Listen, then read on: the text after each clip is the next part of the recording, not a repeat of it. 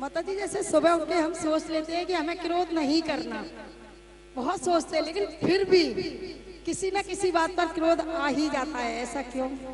प्रश्न बड़ा अच्छा है कि हर कोई चाहता कि हम क्रोध ना करें, है ना? और सो के उठ के ये विचार करते कि आज पक्का आज गुस्सा नहीं करना है, लेकिन जाने क्या होता है और अपने आप चला आता है। क्या सामने निमित्त मिलता है और हम ये भूल जाते हैं कि आज हमें गुस्सा नहीं करना है और हमें गुस्सा आ जाता है ना?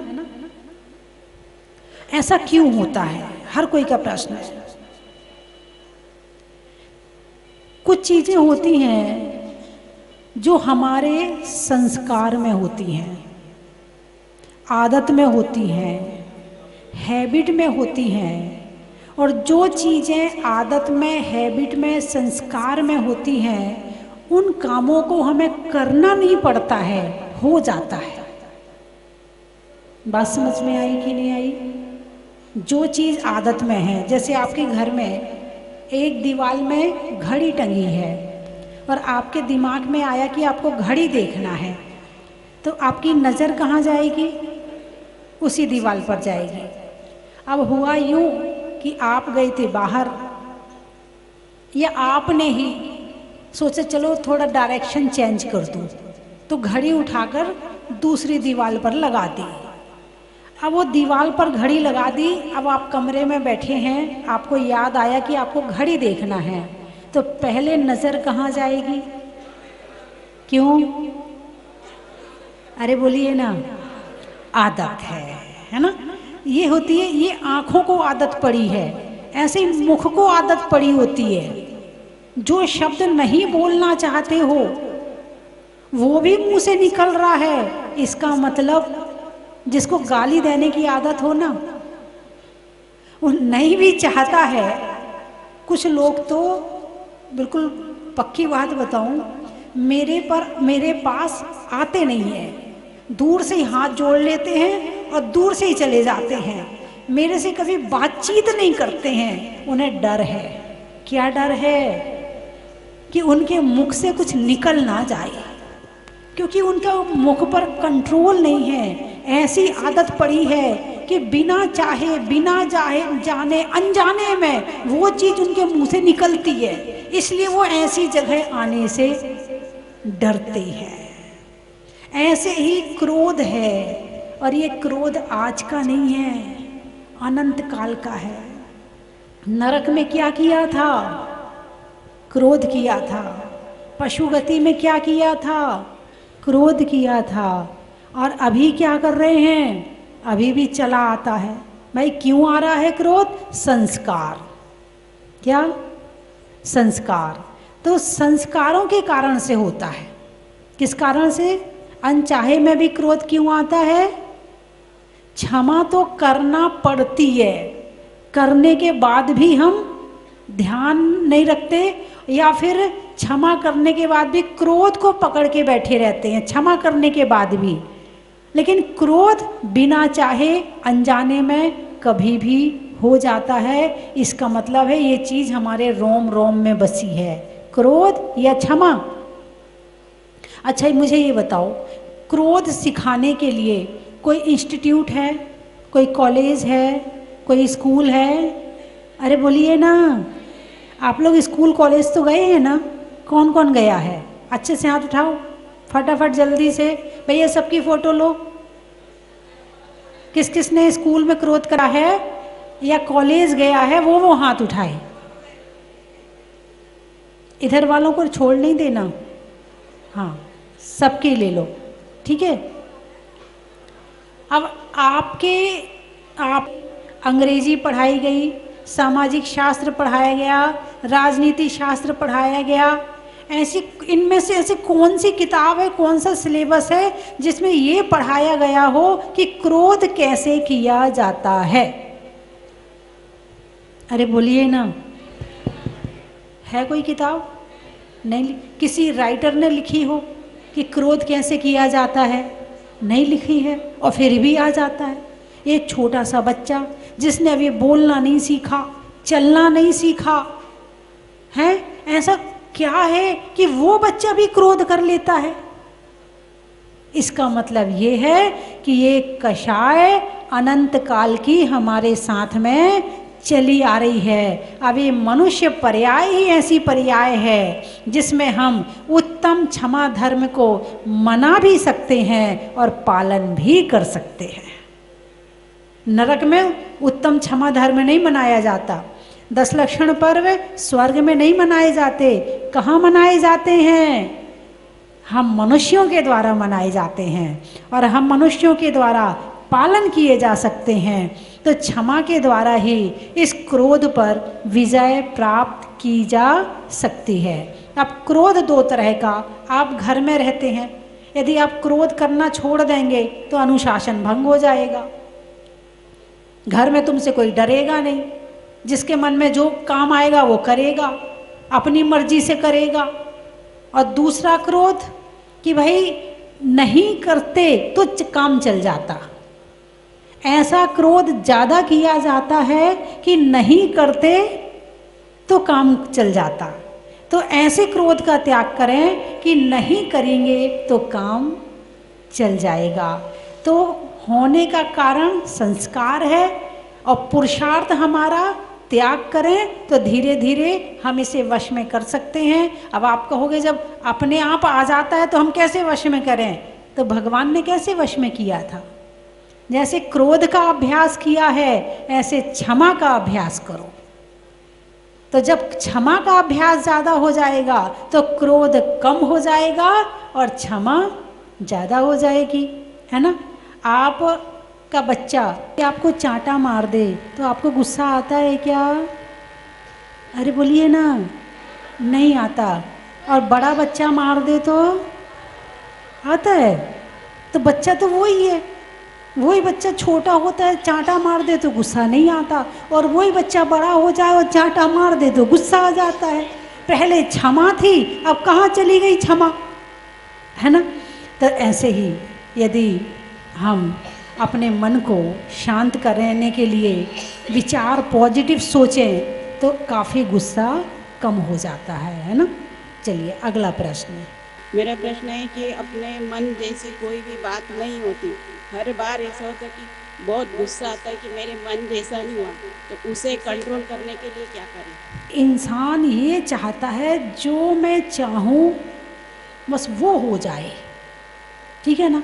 जो मैं चाहूँ वो हो जाए, और नहीं हुआ तो फिर लो। अरे बोलिए ना, ये बात सबके साथ में है या नहीं है? सबके साथ में है कि मेरे चाहे अनुसार हो जाए। अच्छा ये बताओ कि हम जो चाहते हैं और वो हो जाए, ये पुण्य के उदय में होता है कि पाप के उदय में? पुण्य के उदय में, है ना। पुण्य होगा तो जो हम चाहेंगे वो हो जाएगा, और पुण्य नहीं होगा तो जो हम चाहेंगे नहीं होगा। फिर गुस्सा किस बात का? अरे बोलिए ना, जैसी पत्नी चाही और वैसी मिल गई तो ठीक, और नहीं मिली मेरे तो किस्मत फूट गई, है ना। यदि पत्नी पति के लिए और पति पत्नी के लिए, और दोनों यदि गुस्सा ना करके ये विचार करें कि चलो जो मेरे भाग्य में था वो मुझे मिल गया, और जो मिला है वो अच्छा है, और ये विचार करें मिला तो सही। ऐसे भी हैं जिन्हें नहीं मिला है, और ऐसा विचार करके मन शांत करके बिना लड़ाई झगड़ा के रहें तो फिर गुस्सा शांत हो जाएगा। और अपना सोचा हमेशा हो जाए तो तुम भगवान ना बन जाओ, फिर तुम इंसान कहाँ रहे, फिर तुम संसारी कहाँ रहे कि तुम सोचो और सब हो जाए तुम्हारे अनुसार, हैं। सोचा हुआ देवताओं का पूरा नहीं है कि जरूरी हो कि वो हो जाए, फिर तो तुम इंसान हो। तुम्हारा सोचा पूरा हो जाए तो फिर तुम्हारे हाथ में जादू की छड़ी आ गई, जहाँ घुमा दो वहीं काम हो जाए, फिर तो तुम जादू की छड़ी हो गए। अपना सोचा हो जाए ये कोई ज़रूरी नहीं है। इस बात को अपने दिमाग में सेट कर लो कि ये दुनिया हमारे अनुसार नहीं चलती है, ये शरीर मेरे अनुसार नहीं चलता। दूसरों की तो छोड़ो, तुम ये सोचो कि मेरे बाल सफ़ेद ना हो, अरे बोलिए ना, पॉसिबल है कि तुम्हारे सोचने से बाल सफ़ेद ना हो? नहीं। तुम सोचो कि मुझे कोई बीमारी ना आए, तो तुम्हारे सोचने से हो जाएगा? नहीं होगा। तुम सोचो कि तुम्हें बुढ़ापा ना आए, तुम्हारे सोचने से बुढ़ापा नहीं आए, ऐसा हो सकता है क्या? जब तुम्हारे सोचने से तुम्हारा शरीर नहीं चलता है तो सामने वाला नहीं चला तो कौन सी बड़ी बात है? जब तुम्हारे सोचने से तुम्हारे दांत तुम्हारे अनुसार नहीं चलते, तुम्हारे बाल तुम्हारे अनुसार नहीं चलते हैं, तुम्हारा पेट तुम्हारे अनुसार नहीं चलता, फिर तुम सामने वाले को अपने अनुसार चलाना चाहते, वो चल जाए, ऐसे कैसे हो सकता है ना? तो ऐसा विचार करके जितना सहजता में काम हो जाए उतना करना चाहिए। क्रोध करके अपना और दूसरों का बिगाड़ नहीं करना चाहिए। और होता क्या है, होता यूँ है कि हम क्रोध कर लेते हैं, लड़ लेते हैं, भिड़ लेते हैं, बाद में पछताते हैं, फिर मनाते हैं। रहीमन धागा प्रेम का, क्या? रहीमन धागा प्रेम का मत तोड़ो चटकाए, और टूटे से फिर ना जुड़े, जुड़े गांठ पड़ जाए। थोड़ी देर का सब्र रख लो। ये सब्र बहुत बड़ी चीज़ है। क्या सब्र? ये सब्र कहाँ से आया? ये सब्र आया है शबरी से। सबरी ने क्या किया था? सब्र रखी थी। क्या सब्र रखी थी सबरी ने? राम का इंतजार किया था। कितने दिन तक किया था? 1 दिन, 2 दिन, 3 दिन, कई वह बुढ़ापा आ गया इंतजार करते करते। बचपन में किसी ने कहा था कि तुम्हारे घर राम आएंगे,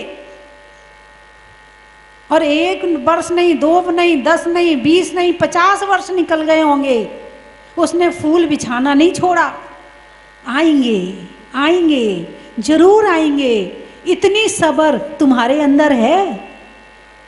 यदि इतनी सब्र तुम्हारे अंदर है तो वास्तव में भगवान भी मिल जाएंगे। और इतनी सब्र नहीं है तो बस कलेश करते रहो, लड़ते रहो, और अपने को दुख पाते रहो और दुख देते रहो। इसलिए जीवन में क्या जरूरी है? सबरी जैसी सब्र। किसके जैसी? शबरी जैसी सब्र। और जो चीज़ जितनी देर से मिलती है उसमें सुख उतना ज़्यादा मिलता है, और जो चीज़ जल्दी मिल जाती है उतना सुख नहीं मिलता है ना? चलिए अगला प्रश्न। उत्तम क्षमा के साथ साथ उत्तम क्रोध बोला गया है, वो समझ में नहीं आया क्यों बोला गया। जैसे गुड, बेटर, बेस्ट, ये 3 डिग्री हो गई। अच्छा, कम अच्छा, उससे कम अच्छा। अच्छा तो है मगर कम है, अच्छा तो है मगर उससे ज़्यादा है, अच्छा तो है बहुत ज़्यादा है, अच्छा तो है सबसे ज़्यादा है, और बुरा है थोड़ा ठीक है, उससे ज़्यादा बुरा, उससे ज़्यादा बुरा। तो उत्तम क्षमा और उत्तम क्रोध, है ना? उत्तम क्षमा किसने धारण करी? भगवान पार्श्वनाथ ने। कहाँ पहुँच गए? मोक्ष में। कहाँ पहुँच गए?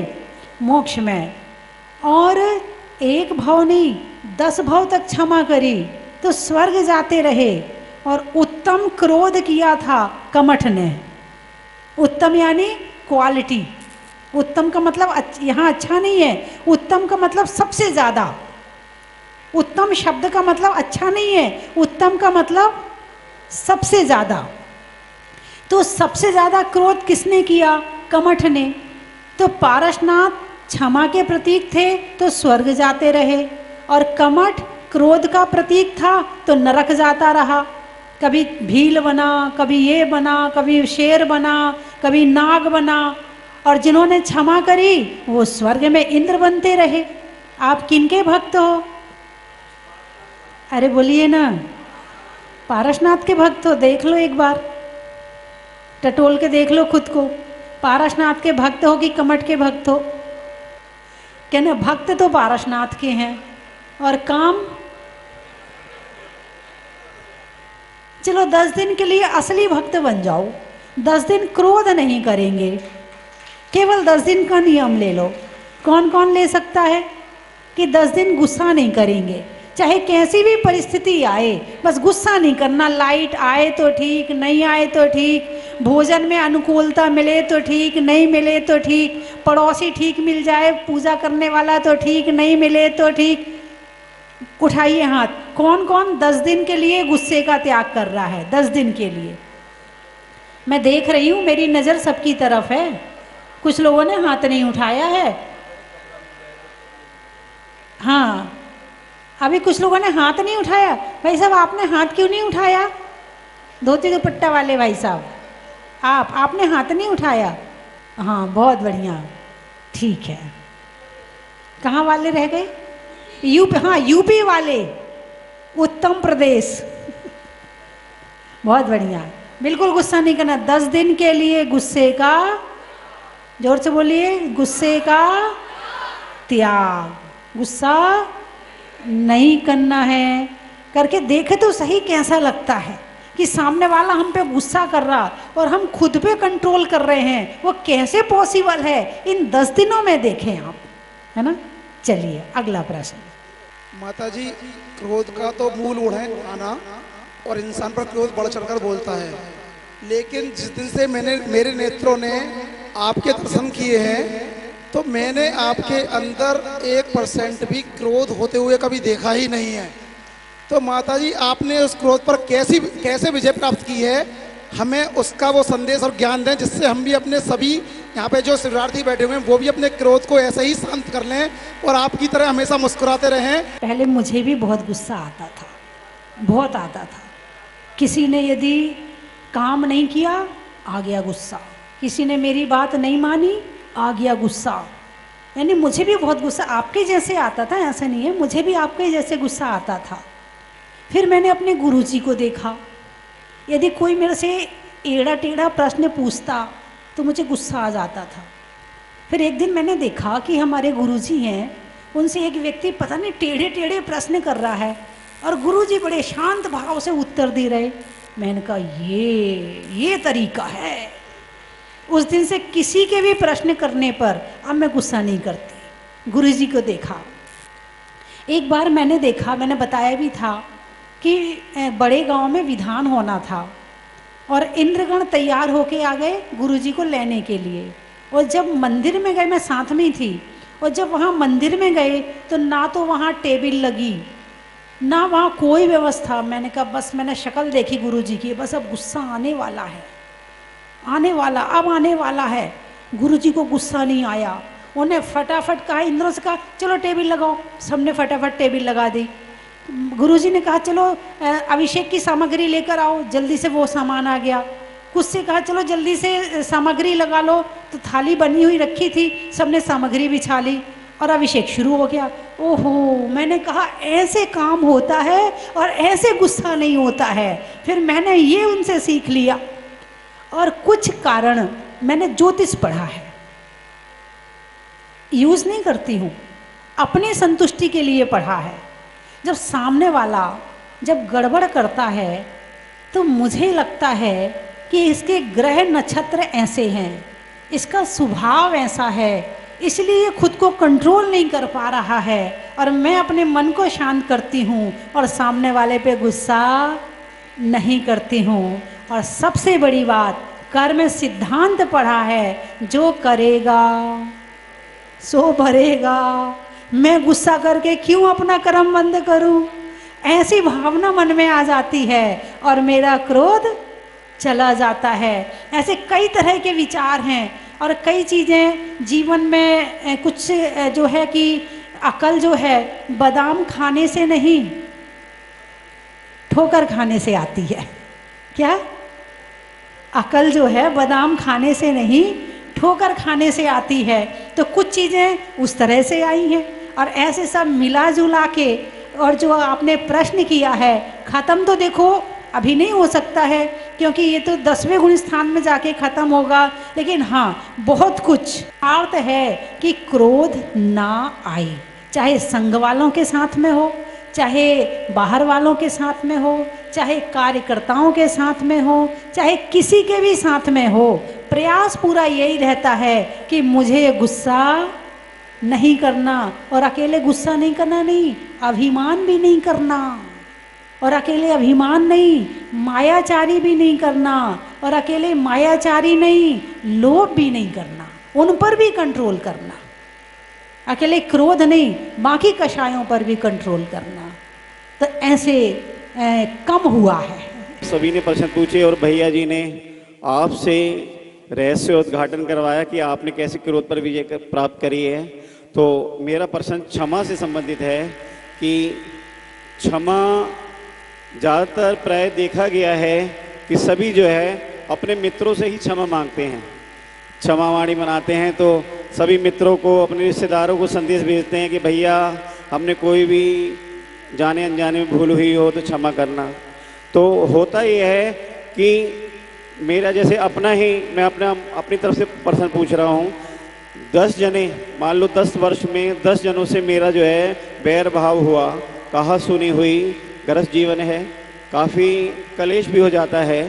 तो जब हमारा धर्म में प्रवेश होता है और क्षमा के गुण सुन के हम उनको क्षमा करने की प्रयत्न करते हैं, तो माता जी 8 को तो हम क्षमा कर देते हैं, हृदय से क्षमा कर देते हैं, लेकिन कुछ 2 ऐसे रह जाते हैं जो जिन्हें हम भी हृदय से क्षमा नहीं कर पाते। समझ गई। तो ऐसा क्या करें कि उन 2 को भी, सभी को हम हृदय से क्षमा करें, तभी हमारे अंदर उत्तम क्षमा प्रकट होगी। माता जी निर्देश दें। एक है क्षमा और एक है उत्तम क्षमा। उत्तम क्षमा के धारी तो हमारे मुनिराज होते हैं, हम तो केवल क्षमा ही कर सकते हैं, और वो भी दिल से कर दें, ये भी बहुत बड़ी बात है। लेकिन होता यूँ है कि मान कषाय हमें सामने वाले से क्षमा मांगने नहीं देती। यहाँ छोटे बड़े का चक्कर पड़ा जाता, उसकी गलती है। वो पहले क्षमा मांगे, और मांग भी ली, देखा कौन सा तरीका था क्षमा मांगने का, ढंग से क्षमा भी नहीं मांगी। यदि मांग भी रहा है तो तुमसे क्षमा करना तो दूर, तुम्हें उसकी क्षमा पे विश्वास भी नहीं है। तो क्षमा करने के लिए सबसे पहले विनय चाहिए। क्या चाहिए? मानसिक विनय, वाचिक विनय और कायिक विनय। मन से क्षमा करना, वचन से क्षमा करना और काया से क्षमा करना। जब हमारा अहंकार कम होगा तभी हम क्षमा मांग सकते हैं।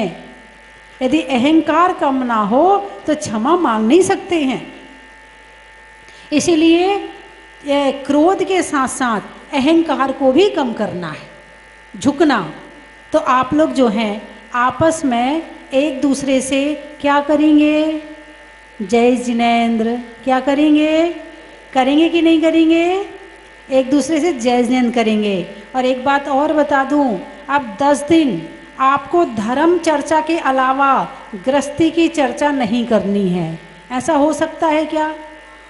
कौन कौन कर सकता है कि धर्म चर्चा के अलावा घर गृहस्थी की चर्चा नहीं करेंगे, खाने पीने की चर्चा नहीं करेंगे, राजनीति की चर्चा नहीं करेंगे, 10 दिन केवल हम धर्म चर्चा करेंगे। यहाँ पर आप आए हो तो 10 दिन आपको मौन से भोजन करना है।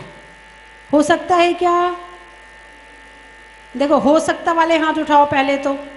अपना बुढ़ापा सुधारना चाहते हो तो इतनी सब्र अपने जीवन में होनी चाहिए। मेरा प्रश्न ये है कि सभी लोग आजकल ऐसा प्रचलन चल गया हर समाज में कि उत्तम क्षमा एक मंच के द्वारा मांगते हैं। तो मैं आपके द्वारा ये कहलवाना चाहता हूँ कि कम से कम मंच के अलावा वो लोग उनसे जरूर क्षमा मांगे जिनसे उन्होंने क्रोध किया है, अन्यथा वो क्षमा अधूरी मानी जाती है। आज तो क्षमा का दिन क्षमा करने का दिन है, क्षमा वाणी का दिन बाद में आएगा। और रही बात इनके प्रश्न कि मंच से क्षमा मांगते हैं, चलो किसी तरह से भी मांगें, शुरुआत तो करें। पहली बात, कुछ लिख के मांगते हैं, कुछ व्हाट्सएप में भेज के मांगते हैं। जब व्हाट्सएप में क्रोध हो सकता है तो व्हाट्सएप में क्षमा भी हो सकती है, ठीक है कि नहीं? और जब क्रोध आमने सामने हो तो क्षमा भी आमने सामने हो जाए। कुछ लोग गुस्सा तो करते हैं सामने वाले पे और क्षमा मांगते हैं भगवान से, भगवान जी क्षमा करना, आज मैंने बहुत गुस्सा कर लिया। गुस्सा किस पे किया? सामने वाले पे। क्षमा किससे मांग रहे? भगवान से मांग रहे हैं। नहीं, जिससे आपने क्रोध किया है उससे क्षमा मांगे। और परोक्ष क्षमा भी मांगी जाती है, 1 इंद्री से, 2 इंद्री से, 3 इंद्री से, 4 इंद्री से, जाने की, अनजाने की, कृत कारित अनुमोदना की क्षमा हर तरह से मांगते हैं। लेकिन जिससे गलती की है उससे जरूर मांगना चाहिए। बहुत सुने भी हैं, ज्ञान भी प्राप्त किया है, मगर मैं खुद डॉक्टर हूँ। जिसको ब्लड प्रेशर है उसको क्रोध बहुत आता है। शरीर और आत्मा एक प्रदेशी है। एक प्रदेशी का मतलब समझे? करंट कहाँ रहता है? तार में। तो तार की जगह और करंट की जगह अलग अलग है या एक ही है? अरे बोलिए ना, एक ही है। तार को छुओगे तो करंट लगेगा, है ना? ऐसा नहीं कि तार अलग है और करंट अलग है, नहीं। ऐसे ही जितने शरीर, जितना शरीर है उतनी जगह में आत्मा के प्रदेश हैं, ठीक है? निकटता बताना चाहती हूँ आत्मा की और शरीर की।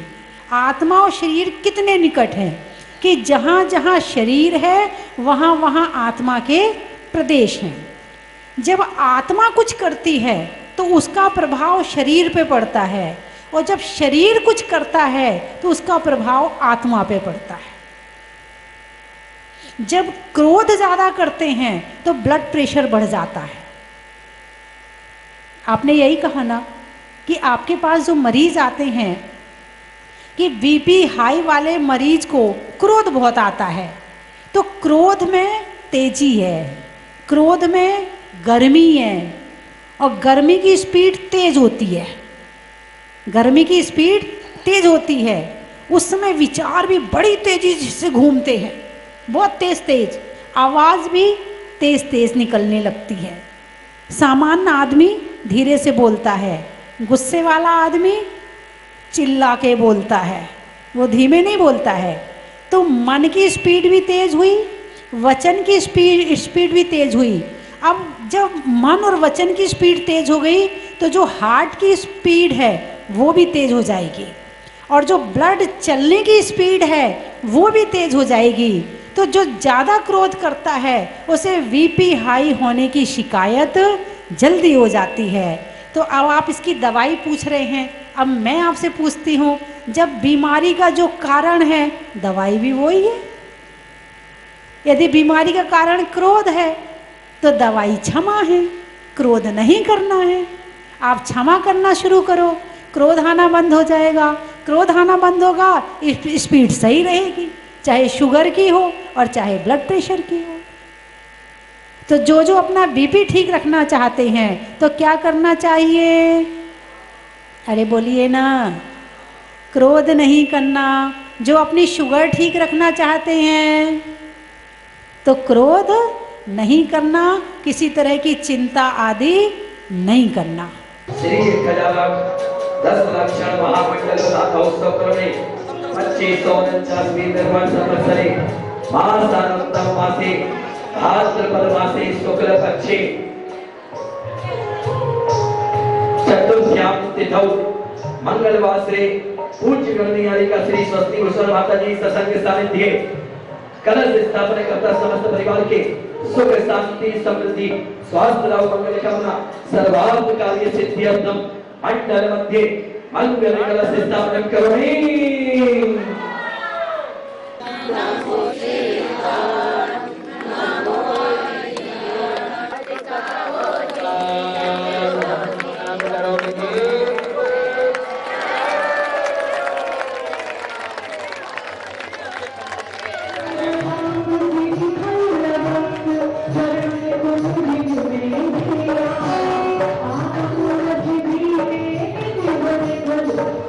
Thank you.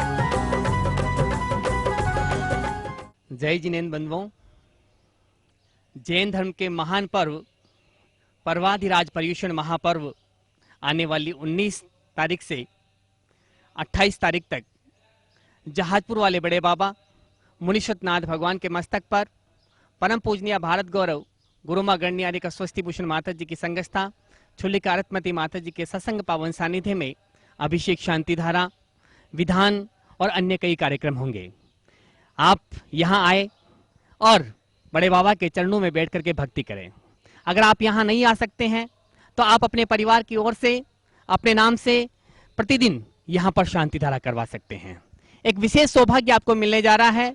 पर्वाधिराज 10 लक्षण महापर्व की 10 ही दिन की शांति धारा का पुण्यार्जन आप अपनी ओर से अपने परिवार की ओर से कर सकते हैं, जिसकी न्यौछावर राशि मात्र 5100 रुपये है। आप अपनी सूचना स्वस्ति धाम पर दे सकते हैं। बंधुओं, जहाजपुर वाले बड़े बाबा की शांति धारा देख करके लाखों भक्त लाभान्वित हुए हैं, तो एक महान सौभाग्य आपको मिलने जा रहा है। इसका लाभ उठाएं और 10 दिन शांति धारा पर्वाधिराज पर्युषण महापर्व में आप करवाएं, इसका लाभ उठाएं। धन्यवाद। हमको जहाजपुर में स्थित मुनीश्वरनाथ भगवान का अभिषेक शांति धारा करने का सौभाग्य प्राप्त हुआ।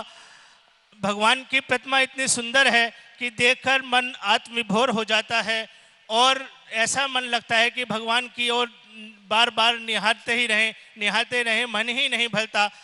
भगवान का अभिषेक करने के बाद मन इतना आत्म विभोर हो गया, इतना अच्छा महसूस हो रहा है कि उसको हम अपने शब्दों में व्यक्त नहीं कर सकते।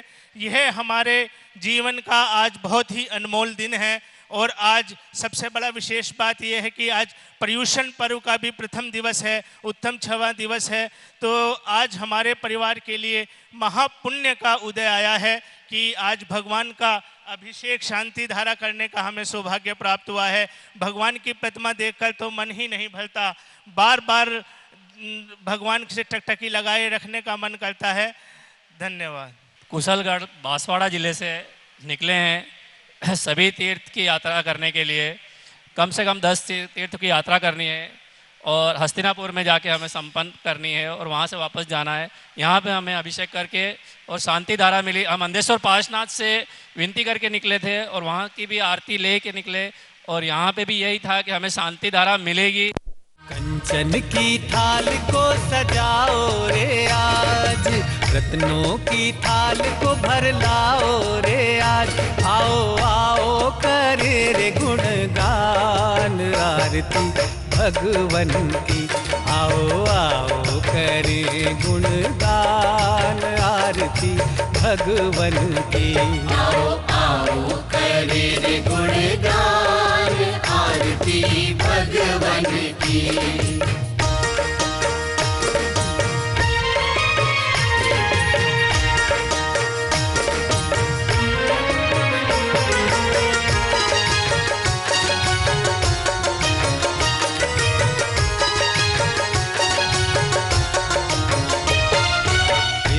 सुमित्र के राज दुलारे, माँ पद्मा जी के नैनों के तारे। पिता सुमित्र के राज दुलारे, माँ पद्मा जी के नैनों के तारे। राजगृही में जन्म लियो आप, राजगृही में जन्म लियो आप। आओ आओ मनाए खुशी आज आरती भगवन की। आओ आओ करे गुणगान आरती भगवन की।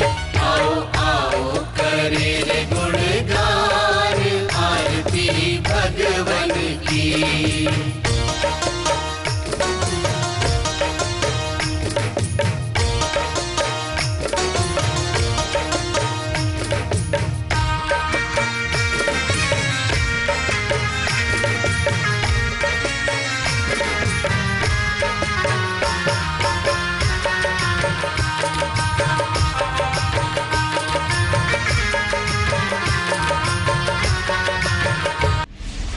इस मानव भव को सफल बनाने का आपके जीवन में आया है अभूतपूर्व अवसर।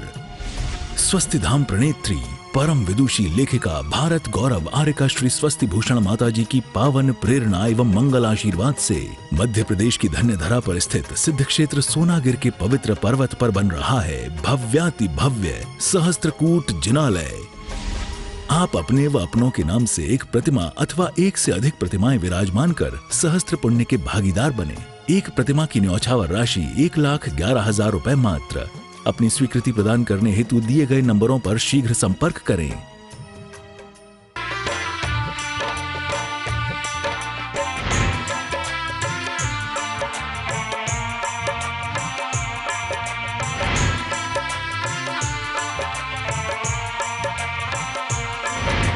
चलो रे चलो रे चलो चलो रे चलो रे चलो चलो जहाजपुर।